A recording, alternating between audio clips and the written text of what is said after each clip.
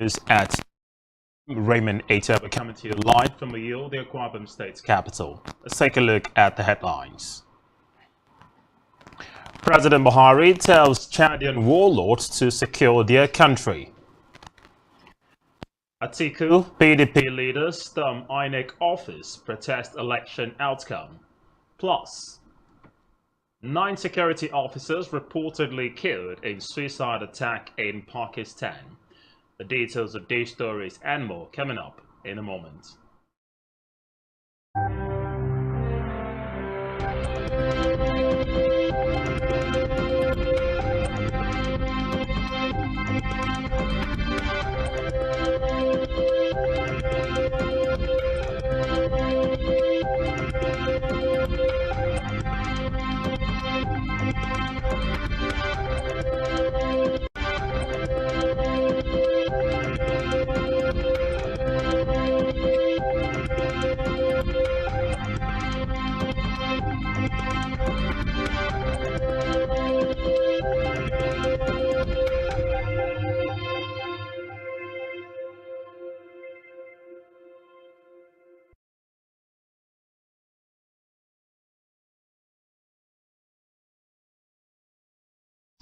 Welcome back and many thanks for staying with us. But first in the news this afternoon, Nigeria's President Muhammadu Buhari, who in Doha has charged warring factions in the Republic of Chad to prioritize national interest as well as secure their own country, rather than decimating it through infighting. The president made the charge when he received the country's transition president and the head of government, Mehed Derby Itno, visiting him on the sidelines of the ongoing United Nations Conference on Least Developed Countries in Doha, the Qatari capital. Senior Special Assistant to the President on Media and Publicity, Garba Shehu, who disclosed this in the statement, said the President also expressed sympathy for the young Chadian leader, whom, according to him, inherited a fragile state from his deceased father, Idris Deby. He assured the Chadian leader of a good listening ears on representations, political security, or any other matter related to his country. Away from that, the federal government has approved the disbursement of 308 billion naira worth of promissory notes to 199 exporting companies under the Export Expansion Grant (EEG) scheme. While issuing letters of some beneficiaries of the scheme, the Executive Director of the Nigeria Export Promotion Council (NEPC), Dr. Yakusak, commended the federal government and the National Assembly for the prompt response in approving the payment of the outstanding claims to the beneficiaries. A press release issued by the NEPC's head of corporate communications, Ndubueze Okeke, shows that over 193 billion naira was approved for 133 beneficiaries of the scheme in respect of the EEG outstanding claims for the period of 2017 to 2020, while over 108 billion naira was approved for 35 beneficiaries in respect of the expansion grants backlogs of claims for the period of 2007 to 2016, respectively. The scheme is also intended to encourage the export of value-added products as against raw agricultural commodities. In a separate development, the federal government and the government of India have signed a memorandum of understanding for the collaboration in the conduct of meteorological science, technical research and development. The MOU was signed on behalf of the Nigerian Meteorological Agency, NIMET, by its Director General, Mansa Matazu, and the Director General, Indian Meteorological Department, Murfata Mrutenje, who signed on behalf of the IMD during the Executive Council meeting of the World Meteorological Organization in Geneva, Switzerland. Explaining the essence of the memorandum, the DG of NIMET said that the main objective of the proposed collaboration is to provide bilateral relationship between the agency and its Indian counterpart towards meteorological development in the two countries. To judicial matters now, the Federal High Court FHC is set to commence its Easter vacation on March 31. The Chief Judge, Justice Toho, disclosed this in a statement signed by the FHC's Assistant Director of Information, Catherine Christopher, saying the vacation would last till April 17. According to the Chief Judge, during the vacation period, the Abuja, Lagos and Port Harcourt judicial divisions shall remain open to the public only for cases of extreme urgency. Toho said the Abuja Judicial Division would cater for cases from the Federal Capital Territory, North Central, the Northwestern and the Northeastern parts of the country, with Justices Ahmed Mohammed and Donatus Okorowo presiding.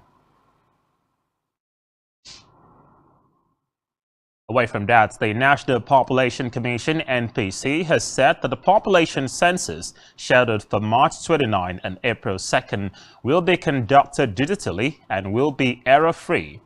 The Federal Commissioner (NPC) Edo State, Tony Ayejina, disclosed this at a one-day capacity-building workshop for journalists on effective reporting of the 2023 population and housing census in Benin. Ayejina noted that a large turnout of citizens would go a long way to ensure the success of the exercise. He also commended President Buhari for approving the census, which he said was needed for national planning 17 years after the last exercise was conducted in 2006. To electoral matters now, the national leadership of the People's Democratic Party, PDP, has led a black uniform protest to the national headquarters of the Independent National Electoral Commission, INEC, in Abuja to protest the outcome of the February 25 poll. The PDP flag bearer, Atiku Abubakar, the party's national chairman, Iyorchia Ayu, the vice presidential candidate of the party, and Delta State Governor Ifeanyi Okowa, among other leaders of the party, led the protest. The protesters reportedly blocked the INEC headquarters entrance, which has the security personnel at the commission, and has since locked the INEC gates.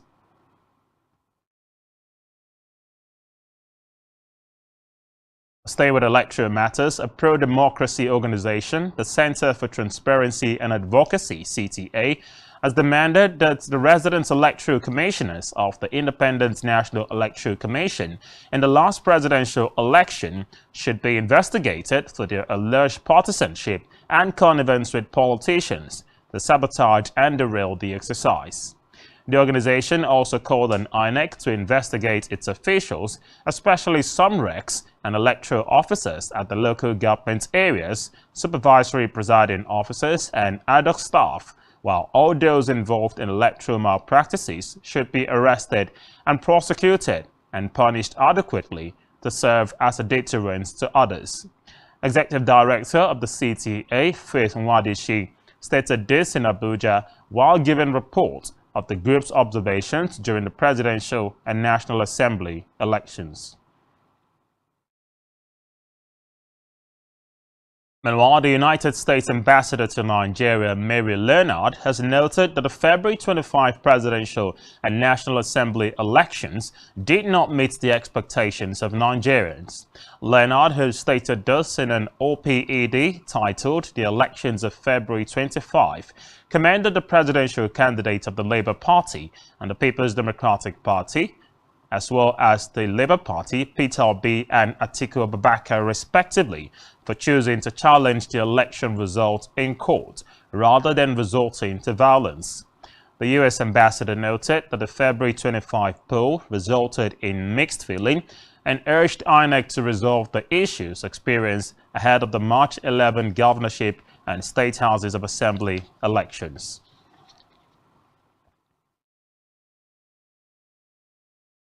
We now move to Africa, where South African President Cyril Ramaphosa will be announcing changes to his cabinet today. The president's spokesperson, Vincent Magwenya, said the changes were widely expected after Ramaphosa was re-elected as leader of the ruling African National Congress ANC party in December. According to him, it paved the way for the president to seek a second presidential term in elections scheduled for next year. He said Ramaphosa is expected to name a new deputy president following the resignation of David Mabuza and to also fill the newly created position of electricity minister as the country battles a power crisis. Having exercised his constitutional prerogative, the President will announce the new National Executive at 7 p.m. tomorrow, Monday, the 6th of March, 2023. I will imagine that prior to that announcement, that resignation as a standard sort of operating measure and process, that resignation will be on the President's desk. Staying with Africa, hundreds of Tunisians have rallied in Tunis in defiance of a protest ban. The protesters demanded the release of more than 20 prominent figures opposed to the president who were arrested in recent weeks. Recall that the public figures were locked behind bars on the former ruler and ousted President Zine El Abidine for alleged terrorism and causing recurrent food shortages, as well as plotting against the state. Meanwhile, in February, the UN High Commissioner for Human Rights expressed concern over the deepening crackdown against perceived political opponents and civil society in Tunisia, including through measures taken by the authorities that continue to undermine the independence of the judiciary. On the foreign scene, 9 security officers have reportedly been killed, and 13 others wounded during a suicide attack in southwest Pakistan.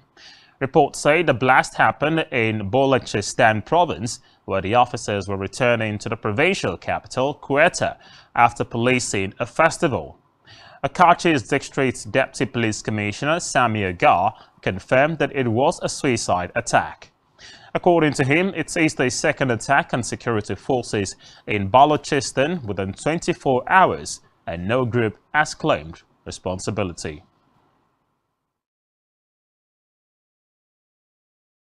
Still on the foreign scene, Japan's Coast Guard Kazuki Nakao says 1 person is dead and 6 missing in a boat which capsized, which was spotted in waters off the Tokyo-controlled Senkaku Islet. According to him, it is unclear where the boat had initially capsized, but a Japanese Navy patrol spotted it drifting in waters north of the island. He added that the Coast Guard has been searching the area with patrol ships and helicopters since the report of the incident. Meanwhile, Taiwan's foreign ministry confirmed in a statement that the vessel was a Taiwan-registered fishing boat with 1 Taiwanese and 6 Indonesians on board.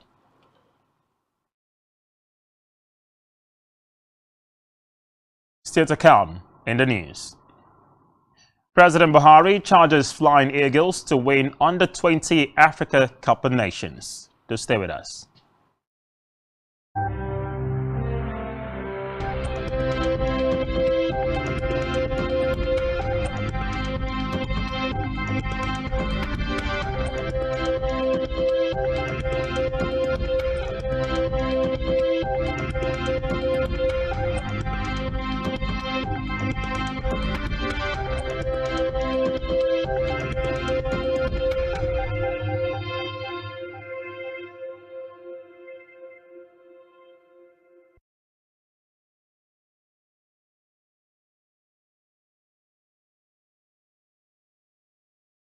And now in business, the Central Bank of Nigeria, CBN, has disbursed 114.17 billion naira to beneficiaries under its 100 for 100 policy on production and productivity since the commencement of the intervention. Well, this was disclosed in a communique issued by the CBN Governor, Godwin Emefiele, after the last Monetary Policy Committee meeting held in Abuja. Emefiele stated that the funds were expended on 71 projects across healthcare, manufacturing and agriculture sectors. Highlighting the objectives of the initiative, The CBN said it was designed to catalyze import substitution of targeted commodities and increase local production and productivity, non-oil export, as well as improve the foreign exchange earning capacity of the economy. Still in business, digital banking has reportedly been very challenging for many Nigerians in the last few weeks since the introduction of the new cash policy. The events of the last 6 weeks, where access to cash has remained increasingly limited, compounded by inability of the automated teller machines (ATMs) to dispense cash, and spiral failures of point-of-sale operators, as well as prolonged downtime in internet banking, have reiterated the need for aggressive investment in the e-payment space of the banking sector. Recall that the drive for digital banking was part of the CBN's cashless policy introduced in 2011. According to statistics from the CBN, at the onset of the cashless policy, the total number of ATMs across Nigerian banks was 10,000, which grew to 17,000 in 2015 and 18,000 in 2017, before recording 22,500 as of December 2022.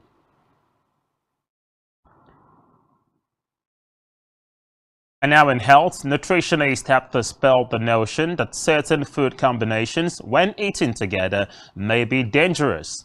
They noted that claims that a combination of some foods together in meals is unhealthy are often based on myths and not backed by scientific evidence, stressing that all foods can be eaten together except in cases of allergies. The expert Mesoma Eze, a nutritionist at the Noah Educational Center, and Aniko Prosper, a nutritionist and dietitian at the University of Nigeria Teaching Hospital, said every edible food can be eaten by people, noting that there are no restrictions to that.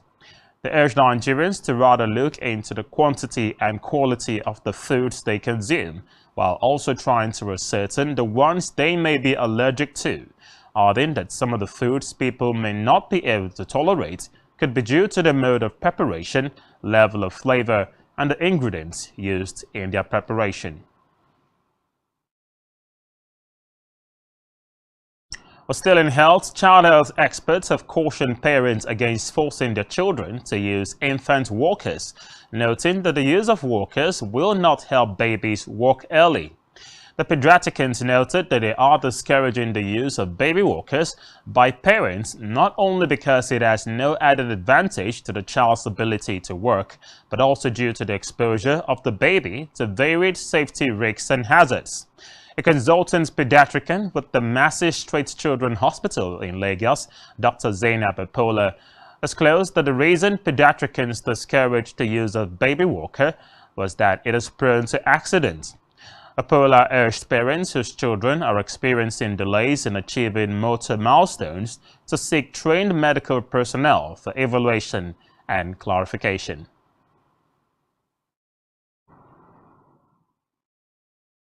And now in sports, President Muhammadu Buhari has charged the Flying Eagles of Nigeria to defy all odds and win the ongoing CAF Under-20 Africa Cup of Nations in Egypt.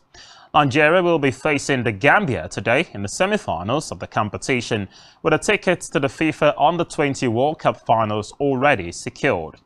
Delivering Buhari's message to the team, Minister of Sports Sunday Dare, alongside former Super Eagles captain and aide to President Buhari Daniel Amokachi in Cairo. Staying with sports, Nigeria's cycling team over the weekend began their quest to qualify for the Paris 2024 Olympic Games at the African track. Up of 6 senior and 2 junior riders who were in a training camp for over 2 weeks ahead of the event are representing the country.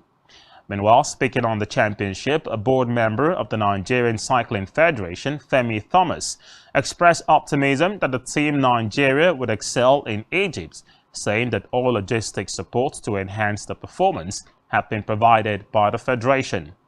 And while the NCF has revealed that it would open camp for the Tour du Benin in Abeokuta from March 19 to April 27 this year.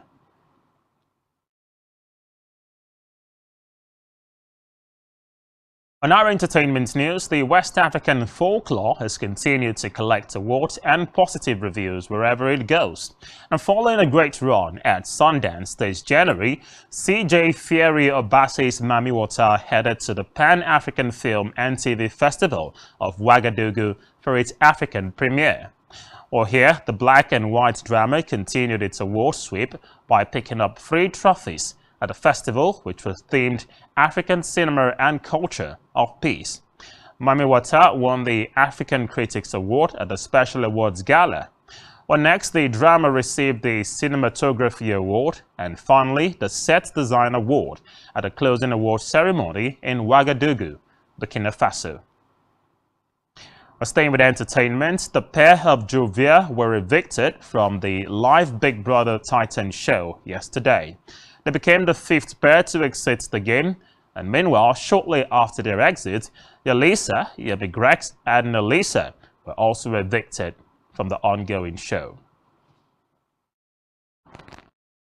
Hello guys, I want to make a shout out to my fans. Love you guys so much. Thank you so much for your guys' support, and yeah, keep on supporting, man. Thank you so much.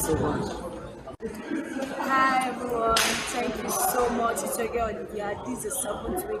I don't believe I'm gonna make it this far, but with everything you guys have done, it came to pass. Like, I'm so happy, I'm grateful, I'm blessed. Thank you all for everything from my heart.